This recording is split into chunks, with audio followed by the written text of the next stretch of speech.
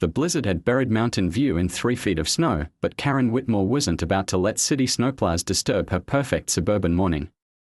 She marched into the street, designer boots clicking against ice, demanding they turn back. What she didn't know was that half the drivers were volunteer firefighters, EMTs, and veterans who'd been working 18-hour shifts to save lives. When Karen's entitled tantrum went viral, the snowplow drivers made a choice that would transform their quiet town forever, and Karen's privileged world was about. Their emergency radio crackled to life at 4:47 a.m., cutting through the howling wind that had been battering Mountain View, Colorado for the past 12 hours. All units, we've got a code red weather emergency. Repeat, code red. Need all available plows on the streets immediately. Jake Martinez wiped the frost from his windshield and grabbed his thermos of coffee, already cold. At 52, he'd been driving snow plows for the city for over 2 decades, but he'd never seen a storm like this. The National Weather Service was calling it a historic blizzard event, 3 feet of snow in 18 hours, with winds gusting up to 70 miles per hour. Copy that, dispatch, Jake radioed back, his voice hoarse from exhaustion. Unit 7 heading to Maple Ridge subdivision. Roads are completely impassable. The massive orange plow truck rumbled to life, its diesel engine cutting through the pre-dawn silence. Jake had been on shift for 16 hours straight, grabbing maybe 40 minutes of sleep in the break room before the emergency call came in. His back ached, his eyes burned, but people's lives depended on getting these roads clear. Behind him, 4 other city plows formed a convoy. There was Tommy Chen, a 28-year-old veteran who'd served 3 tours in Afghanistan before coming home to drive snow removal equipment. Sarah Rodriguez, a volunteer EMT when she wasn't behind the wheel of her plow, had already responded to 2 heart attack calls that morning, elderly residents trapped in their homes, unable to get to the hospital. Mike O'Brien, a volunteer firefighter, had left his own family to clear emergency routes to the fire station, and then there was Marcus Washington, the crew chief, a 45-year-old former Marine who ran the city's snow removal operations with military precision. He'd been coordinating rescue efforts all night, working with the National Guard to reach stranded motorists and elderly residents without power. Listen up, everyone, Marcus's voice came through the radio. We are heading into Maple Ridge. Reports of several elderly residents without heat, possible medical emergencies. We need to clear Elmwood Drive first, it's the main artery to get ambulances through. Jake squinted through the swirling snow. Maple Ridge was one of the wealthier neighborhoods in Mountain View, with sprawling houses set back from perfectly manicured streets. Even in the best weather, some residents there treated city workers like they were invisible. But today, those same residents needed them desperately. The convoy moved slowly through the subdivision, their massive plows throwing walls of snow aside. The streets were buried under 3 feet of pristine white, broken only by the occasional stuck car or fallen tree branch. Most houses were dark, their power lines down, but Jake could see the occasional flicker of candles or flashlights in windows. They were halfway down Elmwood Drive when Jake saw her, a woman in a bright pink ski jacket and what looked like designer snow boots, was standing in the middle of the street, directly in front of his plow. She was waving her arms frantically, her blonde hair whipping in the wind. Jake hit the brakes, the massive truck sliding slightly on the ice. What the hell, he muttered, rolling down his window. The bitter cold immediately invaded the cab. You need to get out of the road. This is an emergency situation. The woman marched toward his truck, her face flushed with anger. She was maybe 40, with the kind of perfectly styled appearance that suggested she'd never missed a spa appointment in her life. Even in the middle of a blizzard, her makeup was flawless. I'm Karen Whitmore, she announced, as if that should mean something. I live at 1247 Elmwood Drive, and I'm telling you to turn these trucks around right now. Jake blinked, certain he'd misheard. We are clearing emergency routes. There are people who need, I don't care. Karen's voice rose above the wind. You're throwing snow all over my driveway. I just paid a landscaping company $500 to clear it perfectly, and now you're ruining it. Behind Jake, the radio crackled with increasing urgency. Unit 7, what's your status? We've got reports of a possible cardiac event on Maple Lane. Need that route clear immediately. Please, Jake said, his patience wearing thin. This is a life or death situation. We need to a life or death. Karen laughed, a sharp sound that cut through the howling wind. It's just snow. And you're destroying my property. I pay taxes, which means I pay your salary, and I'm ordering you to turn around. Tommy Chen's voice came through the radio from the truck behind them. Jake, everything okay up there? Jake looked at Karen, who was now standing directly in front of his plow with her arms crossed, blocking their path. In the distance, he could see more lights coming on in houses, people waking up to discover they had no heat, no power, and no way to get help. I need you to understand something, Jake said, his voice steady but firm. There are elderly people on this street who could die if we don't clear these roads. The fire department can't get through. Neither can the ambulances. So I'm asking you nicely to please step aside. Karen's face twisted with indignation. Don't you dare lecture me. I know the mayor personally. I know the city council. One phone call from me and you'll be looking for a new job. She pulled out her phone, apparently oblivious to the fact that cell towers were down throughout most of the city. I'm recording. This is harassment. You're trespassing on my street. Your street. Sarah Rodriguez's voice crackled through the radio. She'd gotten out of her plow and was walking toward them, her EMT jacket visible under her city uniform. This is a public road. We are city employees doing our job. I don't care what your job is. Karen whirled to face Sarah. You're ruining my driveway. Do you know what that landscaping cost me? Do you know what my house is worth? Marcus Washington's voice cut through the radio chatter. All units, we just got word. Mrs. Patterson at 1289 Elmwood is experiencing chest pains. Her husband called on a landline. We need to get through now. Jake felt his jaw tighten. Mrs. Patterson was 87 years old, a sweet woman who always brought cookies to the city workers during the holidays. Her husband had served in Vietnam and still flew an American flag in their front yard every single day. Jake said, his voice dropping to a dangerous quiet. There's an elderly woman having a heart attack 3 houses down from you. If you don't move, she could die. Is your driveway worth more than her life? Karen's response was immediate and shocking. That's not my problem. I didn't ask for this storm, and I didn't ask for you to throw snow on my property. If she's having a heart attack, tell her to call 911 like everyone else. The radio fell silent. Even the wind seemed to pause. Sarah Rodriguez stared at Karen in disbelief. I am 911. I'm a paramedic. And the ambulance can't get through because you're blocking the road. Then find another way. Karen shot back. Go around. There is no other way, Mike O'Brien said, joining the group. His volunteer firefighter badge was visible on his jacket. The storm knocked trees down on Oak Street. Maple Lane is blocked by a power line. This is the only route. Karen looked at each of them with growing frustration. I don't care. Figure it out. That's what you get paid for. Jake had reached his limit. In 20 years of city work, he'd dealt with difficult residents, but never anything like this. He'd seen soldiers die in Afghanistan during his own military service before coming home to drive plows. He'd held Sarah's hand when she cried after losing a patient. He'd worked with Mike to rescue families from house fires, and now this woman was willing to let an elderly neighbor die to protect her driveway.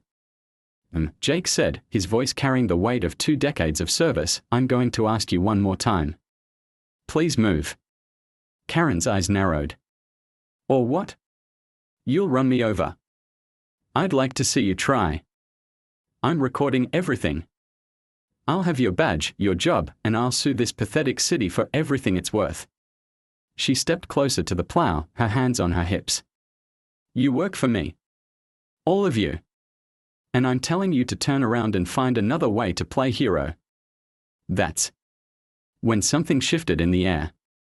Jake could feel it through the radio chatter, could see it in the way his fellow workers' faces changed.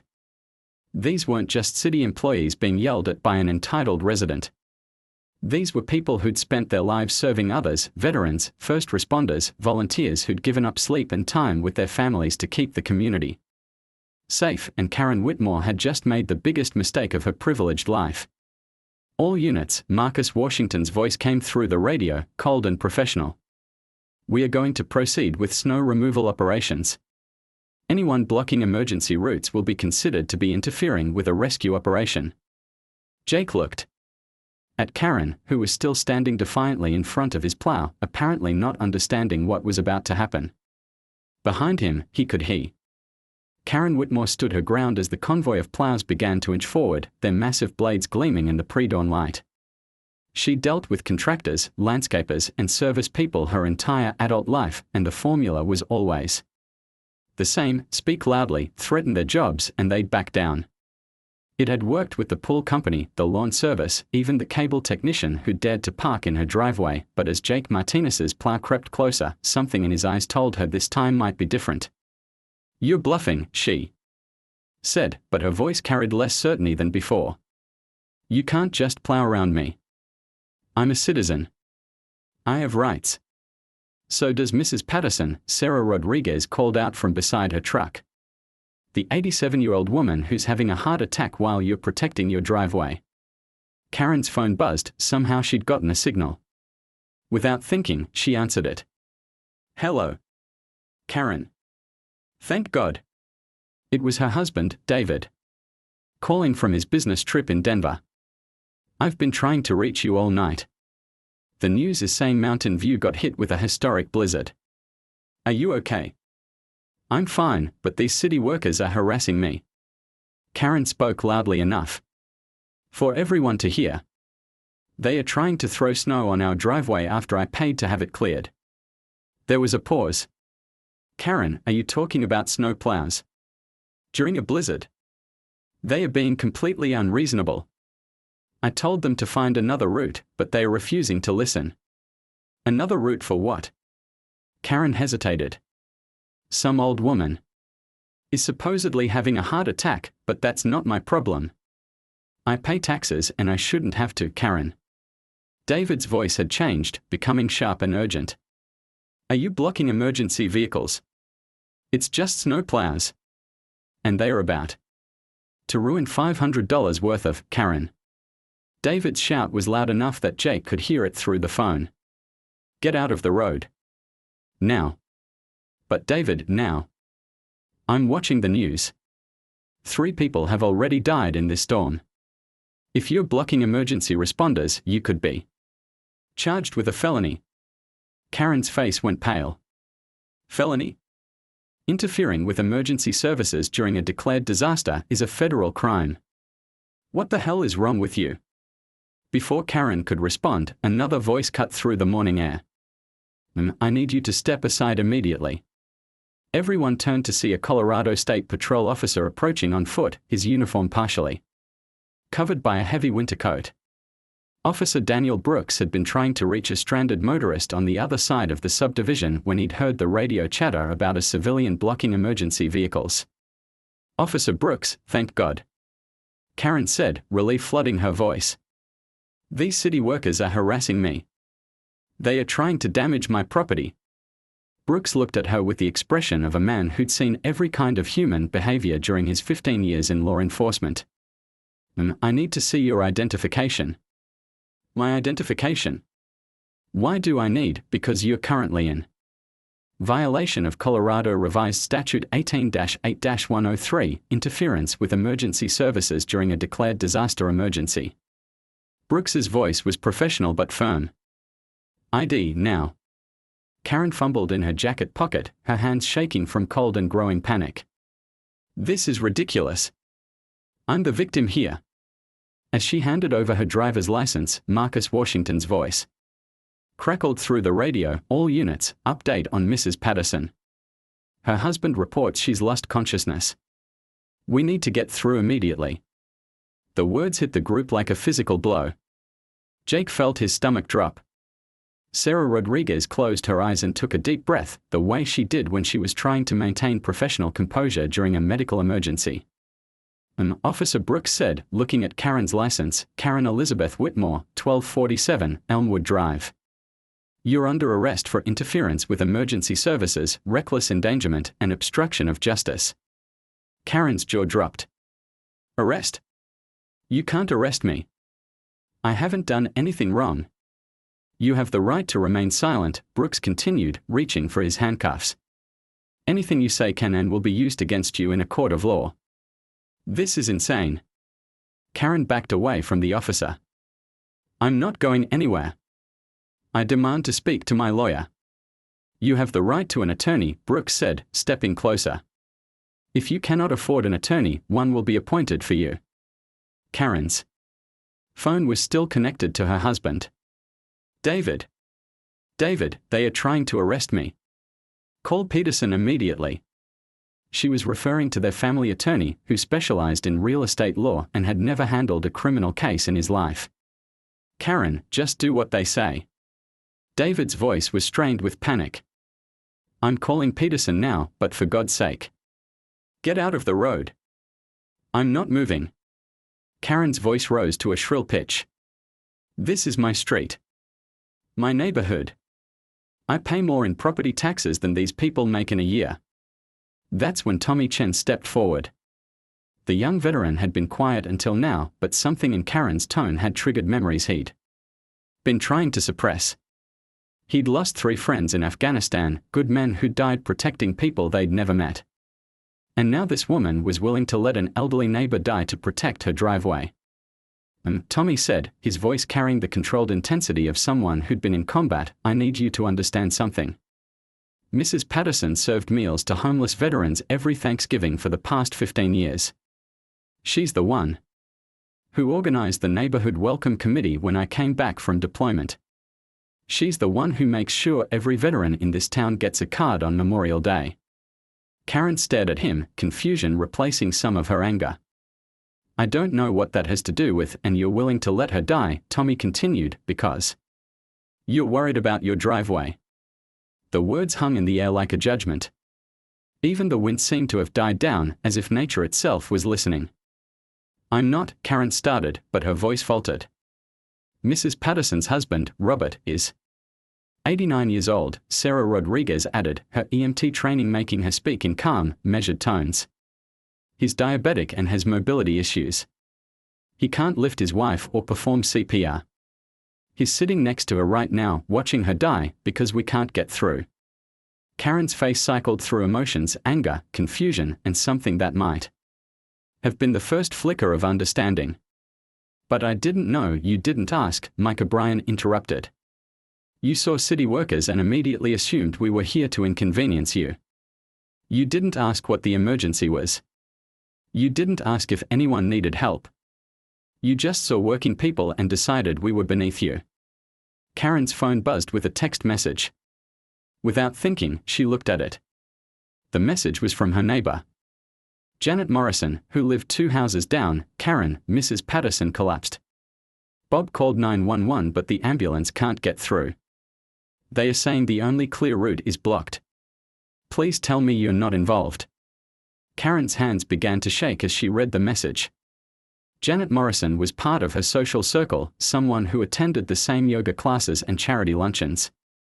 If Janet was texting her, that meant the whole neighborhood would know about this by sunrise. Officer Brooks said, I need you to turn around and place your hands behind your back.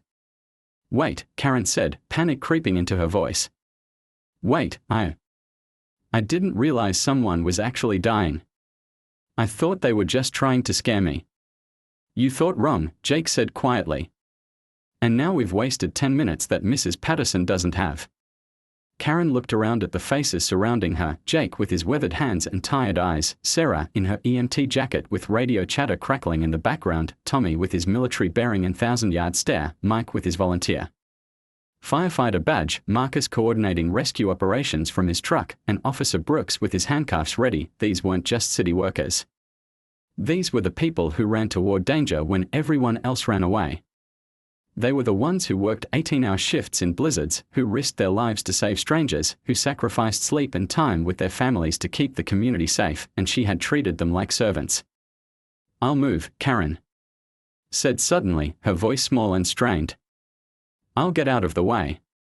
"It's too late for that," Officer Brooks said. "You've already committed multiple felonies. Turn around." "Please," Karen's voice cracked. "I made a mistake." "I didn't understand." "You understood perfectly," Marcus Washington said, his voice carrying the authority of someone who'd led men in combat. "You understood that working people were trying to do their jobs, and you decided that your convenience was more important than their duty." Karen's phone rang again. This time it was her mother, calling from Florida. "Karen. Janet Morrison just called me. She said you're blocking emergency vehicles during a blizzard. Please tell me that's not true." Karen's world began to crumble. As she realized that her actions weren't just being witnessed by city workers, they were being observed by her entire social network. In a town like Mountain View, news traveled fast, especially when it involved someone as prominent as Karen Whitmore. "Mom, I can explain." Karen Elizabeth Whitmore, her mother's voice was sharp with disapproval. "Your father and I didn't raise you to interfere with people trying to save lives. What has gotten into you?" Before Karen could answer, the radio crackled with devastating news. "All units, we have confirmation. Mrs. Patterson has gone into cardiac arrest. EMTs are requesting immediate access." Part 3, the viral storm. The patrol car's tires crunched through the snow as Officer Brooks drove Karen toward the Mountain View Police Department. In the back seat, handcuffed and shivering, Karen stared out at the city she thought she knew. Emergency vehicles were everywhere: fire trucks, ambulances, National Guard vehicles, all working to save lives in the aftermath of the historic blizzard. "Officer Brooks," Karen said quietly, "is Mrs. Patterson going to be okay?" Brooks glanced at her in the rearview mirror. "That depends on whether the EMTs can get to her in time. Thanks to you, they are 10 minutes behind schedule." Karen closed her eyes, the weight of her actions beginning to sink in. She'd never thought of herself as a bad person. She donated to charity, attended church on major holidays, and had even volunteered at the animal shelter once. But as the patrol car passed house after house without power, she began to understand that her definition of community service had been severely limited. Her phone, which Brooks had allowed her to keep for now, buzzed constantly with notifications. Text messages, missed calls, voicemails, all from people who'd somehow already heard about the incident. In a small city like Mountain View, news traveled fast, especially when it involved someone as prominent as Karen Whitmore. "Karen," came a voicemail from her sister Jennifer. "Janet Morrison posted something on Facebook about you blocking emergency vehicles. Please tell me this is some kind of misunderstanding." Another message from her book club president, Karen. "I just heard the most disturbing story about you and some snowplows. Call me immediately." And then a text from her yoga instructor, Karen. "Several class members are saying you prevented paramedics from reaching an elderly woman having a heart attack. I hope this isn't true."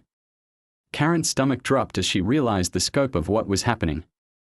In the age of social media, her 15 minutes of entitlement were about to become permanent. Meanwhile, back at the snow removal site, something extraordinary was happening. Tommy Chen had started live streaming the aftermath on his personal social media account, not out of malice, but because he wanted to document the heroic efforts of his fellow workers.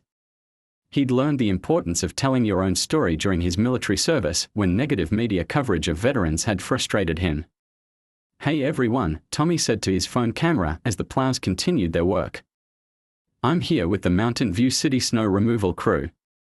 We've been working for 18 hours straight to clear emergency routes during this historic blizzard. I wanted to show you what real public service looks like." He turned the camera to show Jake Martinez, who was carefully maneuvering his massive plow around a fallen tree. "That's Jake. He's been driving plows for 20 years. He's also a veteran, like me. He left his family at 3 in the morning to make sure people like Mrs. Patterson, who's having a heart attack right now, can get the help they need." The live stream had started with just a few viewers, but as Tommy continued narrating the crew's efforts, the numbers began climbing.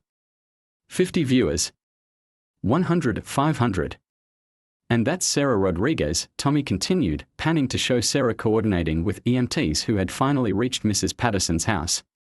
"She's not just a plow driver. She's also a paramedic. She's been up all night saving lives and she'll probably be up all day doing the same thing. In the comments section, viewers were asking questions. What happened with the woman who was blocking you? Is Mrs. Patterson okay? Are you guys getting paid overtime for this? Tommy answered as he worked. A woman named Karen Whitmore blocked our convoy for almost 15 minutes because she was worried about snow on her driveway. She didn't care that Mrs. Patterson was having a heart attack. She actually said that wasn't her problem. The comment section exploded. People were sharing the stream, tagging friends, asking for more details. Within an hour, Tommy's live stream had been viewed by over 10,000 people, but it was Marcus Washington who made the decision that would change everything. Tommy, Marcus called out, "Can you do me a favor? Can you tell people about Mrs. Patterson? About what kind of person she is?" Tommy nodded and addressed his camera. Mrs. Patterson is 87 years old. Every Thanksgiving, she organizes a meal for homeless veterans. She's been doing it for 15 years. When I came back from Afghanistan, she was one of the first people to welcome me home. She sends cards to every veteran in town on Memorial Day and Veterans Day. She's the kind of person who makes a community worth protecting. The viewers were captivated. This wasn't just a story about entitled behavior, it was a story about the clash between two different kinds of people. Those who served others and those who expected to be served. And Karen Whitmore, Tommy continued, was willing to let Mrs. Patterson die because she was worried about her driveway. She told us that Mrs. Patterson's heart attack wasn't her problem. She said she pays taxes, so we work for her. The comments section was now moving so fast that Tommy couldn't keep up. People were sharing their own stories about entitled behavior. About public servants they'd encountered, about the difference between community and selfishness. At 8:47 a.m., something happened that would change the trajectory of the entire story. Someone in the comments had recognized Karen's name and found her social media profiles. Within minutes, screenshots of Karen's Facebook and Instagram accounts were circulating. The contrast was stark. Karen's social media presence was a carefully curated display of wealth and privilege. Photos of expensive vacations, designer clothes, luxury cars, and pristine home renovations. Her most recent post, from just 2 days earlier, showed her brand new kitchen renovation with the caption, "When you pay for quality, you get quality. Worth every penny."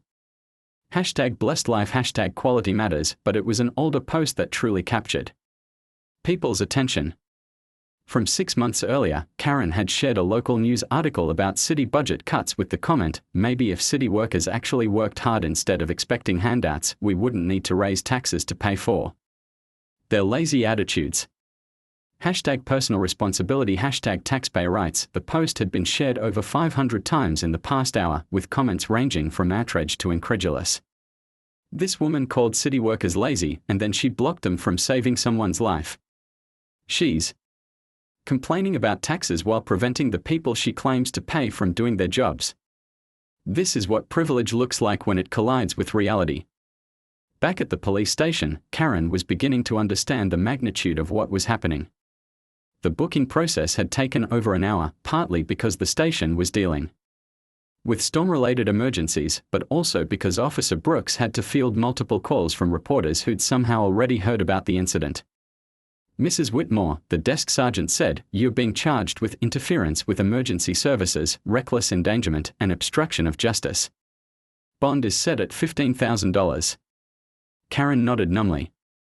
$15,000 wasn't a significant amount to her. She'd spent more than that on her last vacation. But the money wasn't the problem. The problem was that she was beginning to understand that this wasn't going to quietly disappear. Her phone, which had been returned to her after booking, showed 47 missed calls and 128 text messages. The voicemails were getting progressively more concerned and angry. "Karen, this is Patricia from the country club," one message said. "I'm calling an emergency board meeting. We need to discuss your membership status immediately." Another from her tennis partner, "Karen, I just saw a video of you being arrested. What the hell happened?" And then, most devastating of all, a message from her daughter Sophie, who was away at college. "Mom, someone just sent me a link to a video of you being arrested. Please tell me this isn't real." Please tell me you didn't actually prevent paramedics from reaching someone having a heart attack. Karen's hands shook as she listened to her daughter's voice, which was thick with tears and disbelief. Sophie had always been proud of her mother, had bragged to her college friends about growing up in a nice house with successful parents. Now she was learning that her mother had been arrested for something unthinkable, but the worst was yet to come. As Karen sat in the holding cell, waiting for her lawyer to arrive, she had no idea that her 15 minutes of entitlement had been captured on multiple phones and were now spreading across the internet like wildfire. By noon, #KarenSnowplow was trending on Twitter. The hashtag had been started by someone who'd seen Tommy's live stream and connected it to Karen's social media posts.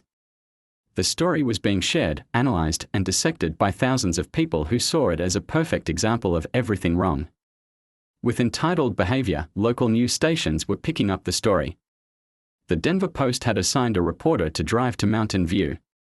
Even national news outlets were beginning to take notice, but the moment that would define Karen's future came at 12:43 p.m. when Mrs. Patterson's grandson, Michael, posted a video on his own social media account.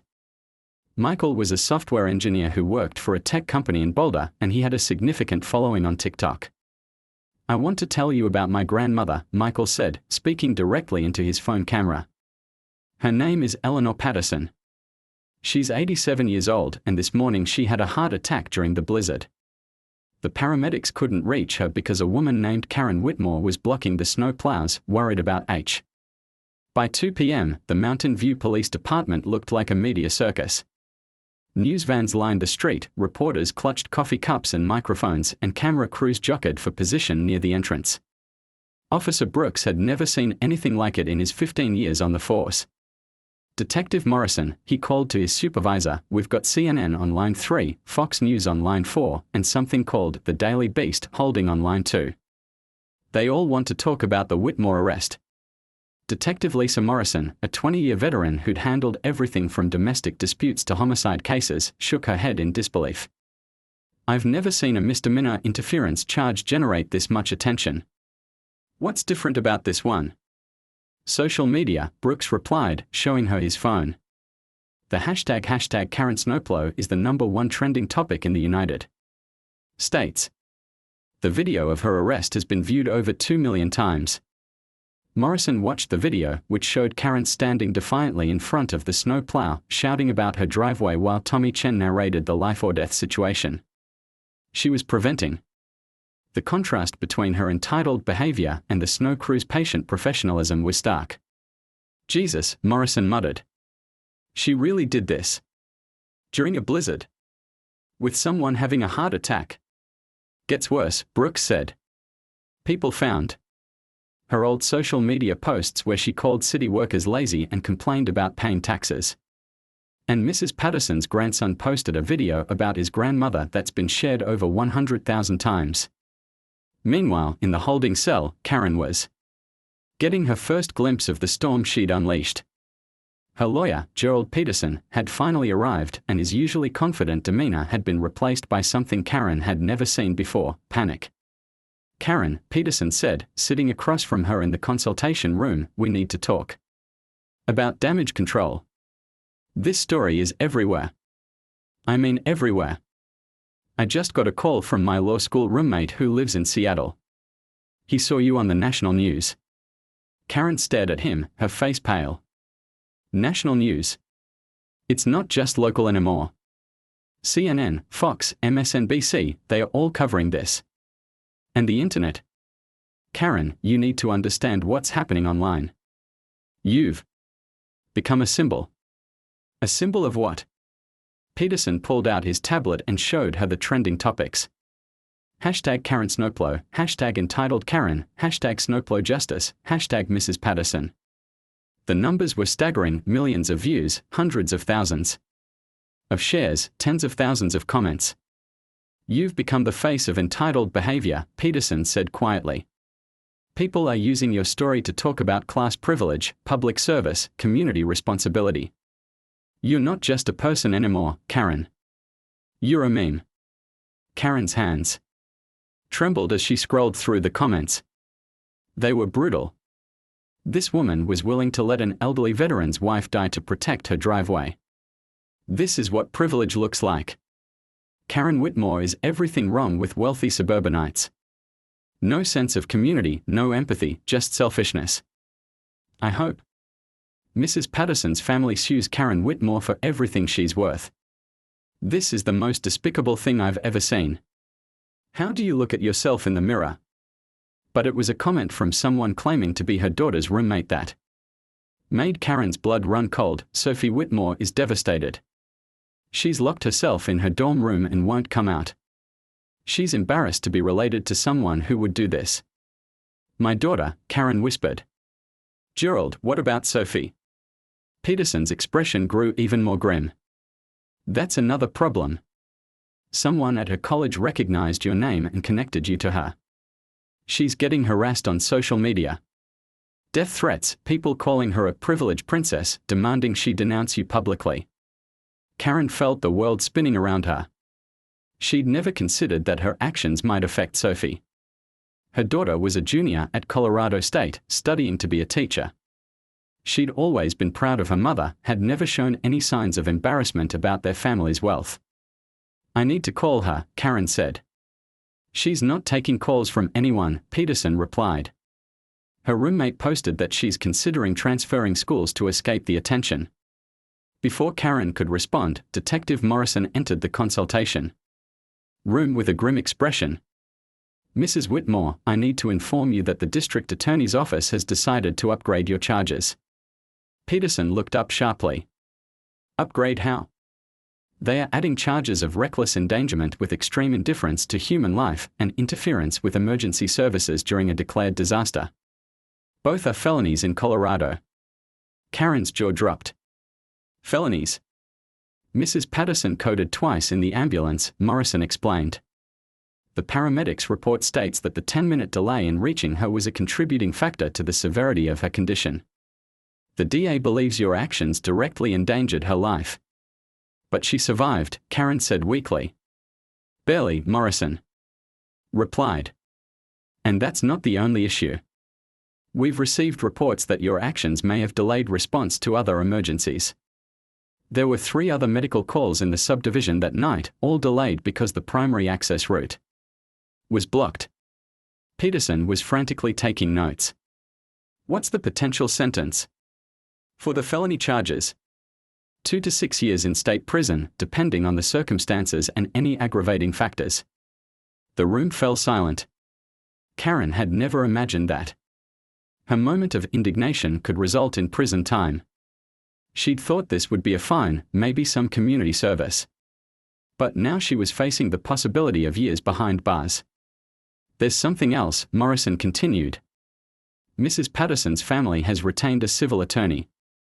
They are planning to sue for damages related to her medical expenses, pain and suffering, and emotional distress. How much are we talking about? Peterson asked. Their attorney mentioned figures in the 7-figure range. Mrs. Patterson's medical bills alone are expected to exceed $200,000, and that's just for the initial treatment. Karen felt like she was drowning. The financial implications were staggering. But it was the human cost that was beginning to weigh on her. She'd never intended to hurt anyone. She'd just been angry about her driveway, frustrated by what she saw as an invasion of her property, but intention, she was learning, didn't matter when the consequences were this severe. Gerald, she said quietly, I need to make a statement. I need to apologize. Peterson shook his head vigorously. Absolutely not. Anything you say publicly can and will be used against you in both the criminal and civil cases. The best thing you can do right now is stay quiet. But people think I'm a monster, Karen said, tears starting to flow. They think I don't care about Mrs. Patterson, that I wanted her to die. That's not true. It doesn't matter what's true, Peterson replied. What matters is what you can prove in court. And right now, the evidence shows that you knowingly blocked emergency vehicles during a life-threatening situation. Outside the police station, the media frenzy was intensifying. Tommy Chen had agreed to an interview with the local news, and his military bearing and articulate explanation of the morning's events was striking a chord with viewers. "We are not heroes," Tommy said to the reporter. "We are just people doing our jobs." But our job that morning was to save lives, and Karen Whitmore tried to stop us from doing that. She looked at us and saw city workers who were inconveniencing her. She didn't see veterans, paramedics, firefighters, people who've dedicated their lives to serving others. The interview was being broadcast live on social media, and the comments were overwhelmingly supportive of Tommy and his crew. "This young man is a hero. He served his country overseas and now he's serving his community at home." The contrast between Tommy Chen and Karen Whitmore is everything. He's humble, she's arrogant. He serves others, she serves herself. I hope Karen Whitmore is watching this and learning what real character looks like. But perhaps the most powerful moment came when Sarah Rodriguez spoke about Mrs. Patterson. "She's not just a patient to me," Sarah said, her voice thick with emotion. "She's been like a grandmother to half the first responders in this town. When my partner died in a car accident 3 years ago, Mrs. Patterson was the one who organized meals for my family. She's the one who made sure we had what we needed while I was grieving." Sarah paused, gathering herself. "And Karen Whitmore was willing to let her die because she was worried about snow on her driveway. I've been a paramedic for 8 years. And I've never seen anything so heartless." The interview was shared millions of times within hours. The narrative was becoming clear. This wasn't just about one entitled woman's bad behavior. It was about the clash between two different value systems, one based on service and community, the other on selfishness and privilege. As the afternoon wore on, the consequences of Karen's actions continued to multiply. Her country club had called an emergency board meeting and voted to suspend her membership pending the outcome of the criminal case. Her tennis club had done the same. The charity organizations she'd supported were quietly removing her name from their donor lists, but it was the call from her employer that delivered the final blow. Karen had worked part-time as a real estate agent for Prestige Properties, one of Mountain View's most exclusive firms. The work was more of a hobby than a necessity. David's income was more than sufficient, but it had given her a sense of purpose and social status. Karen, her broker, Michael Ha. 3 days after the arrest, Karen Whitmore's world had become unrecognizable. She sat in a pristine living room, the same room she'd been so proud of in her social media posts, watching her life disintegrate in real time on her laptop screen. The story had evolved beyond a simple news item. Documentary filmmakers were already reaching out to Tommy Chen and the Snowplow crew. A podcast called American Entitlement had dedicated 3 episodes to her case. Someone had started a GoFundMe for Mrs. Patterson's medical expenses that had raised over $300,000 in 72 hours, but it was the text message from her husband David that had shattered what remained of her composure. "Karen, I'm extending my business trip indefinitely. My partners are getting calls from clients who don't want to work with me because of what you did. I need time to think about our marriage." 23 years of marriage, and David couldn't even face coming home to deal with the crisis together. Karen's doorbell rang constantly, reporters, curiosity seekers, and people she didn't recognize who just wanted to get a look at the woman who'd become America's most hated person. She'd stopped answering the door entirely, but that hadn't stopped someone from throwing a bag of dog waste at her front window the night before. Her phone buzzed with a call from an unknown number. Against her better judgment, she answered. "Is this Karen Whitmore?" The voice was elderly, female, and unfamiliar. "Who is this?" "My name is Margaret Chen. I'm Tommy's grandmother." Karen's blood ran cold. Tommy Chen, the veteran she'd dismissed as just another city worker, whose live stream had helped destroy her life. "Mrs. Chen, I'm calling because I want you to understand something," Margaret continued, her voice steady but stern. "Tommy came home from Afghanistan with what you people call PTSD. He couldn't sleep, couldn't hold a job, couldn't function. You know what saved him?" Karen remained silent. "Community service. Working for the city, helping people, feeling like he mattered again. That job you tried to prevent him from doing. It's what keeps him alive. It's what gives him purpose." The words hit Karen like physical blows. "And Mrs. Patterson," Margaret continued, "she was the first person to welcome Tommy home. She organized a neighborhood barbecue for him. She made him feel like a hero when he felt like a failure.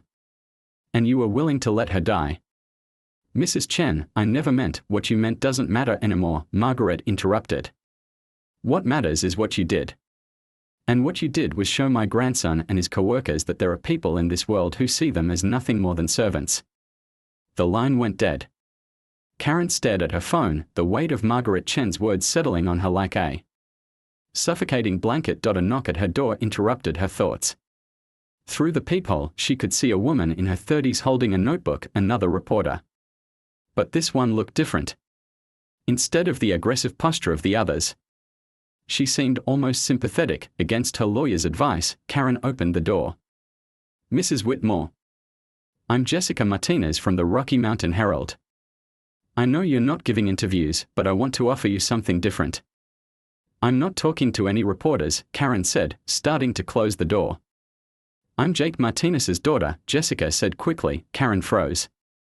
Jake Martinez, the lead plow driver, the man she'd screamed at, the man who tried to reason with her. Your father must hate me, Karen said quietly. Jessica shook her head. Actually, he doesn't. He's worried about you. The statement was so unexpected that Karen opened the door wider. Worried about me?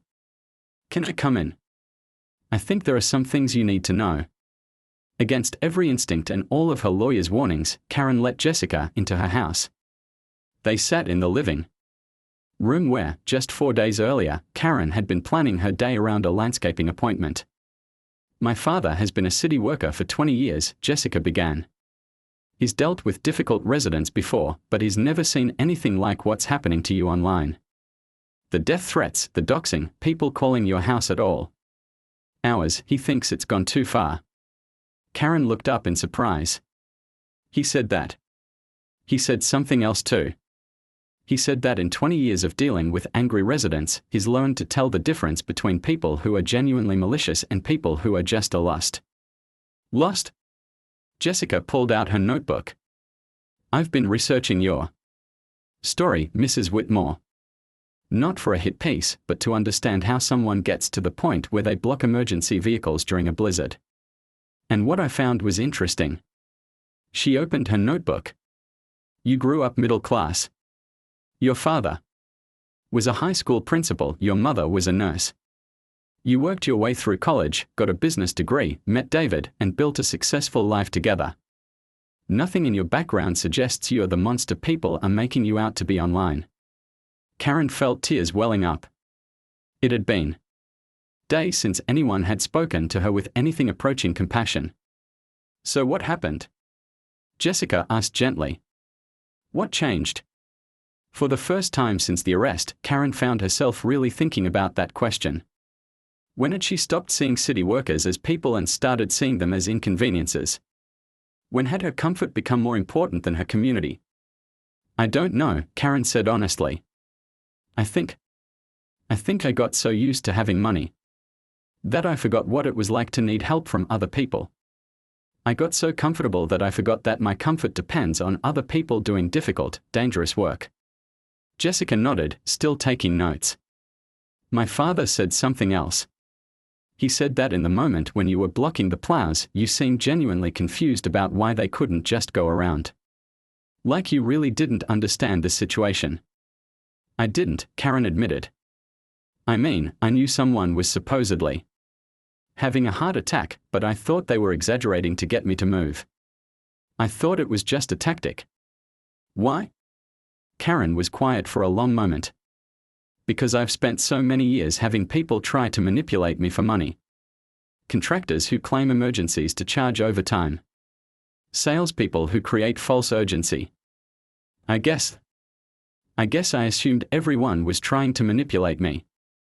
Jessica wrote furiously. But these weren't contractors or salespeople. These were city employees. I know that now, Karen said, her voice breaking. But in the moment, I just saw people trying to tell me what to do. People I thought worked for me because I pay taxes. And now? Karen looked around her empty house. Thinking about her absent husband, her traumatized daughter, her destroyed reputation. Now I understand that I was wrong about everything. But understanding doesn't fix what I broke. Jessica closed her notebook. Mrs. Whitmore, I'm going to write this story. But I want to ask you something first. If you could say anything to Mrs. Patterson, to Tommy Chen, to my father, to the people you hurt, what would it be? Karen thought for a long moment. I would tell them that I'm sorry. Not because I got caught, not because I'm facing consequences, but because I finally understand what I did. I would tell them that they are heroes and I was too blind to see it. I would tell them that they deserve better from the people they serve. And to the people online who are calling for your head, I would tell them that they are right to be angry. What I did was inexcusable. But I would also tell them that destroying me won't fix anything. If they really want to honor Mrs. Patterson and people like Tommy Chen, they should support public services, respect the people who risk their lives for strangers, and remember that every emergency call represents a real person who needs help. Jessica stood to leave. One more question. If you could go back to that morning, what would you do differently? Everything, Karen said without hesitation. I would thank them for their service. I would ask if there was anything I could do to help. I would offer them coffee, or use of my bathroom, or a warm place to rest. I would treat them like the heroes they are instead of the servants I thought they were. After Jessica left, Karen sat alone in her house, finally understanding the full magnitude of what she'd lost. It wasn't just her reputation or her social standing. She'd lost her place in a community that she'd never really understood she was part of, but for the first time since the arrest, she also understood something else. The path forward wasn't about salvaging her old life. It was about earning a new one. The question was whether it was too late to start. Outside, the snow that had started this whole nightmare was beginning to melt, revealing the spring grass underneath. But for Karen Whitmore, the real storm was just beginning.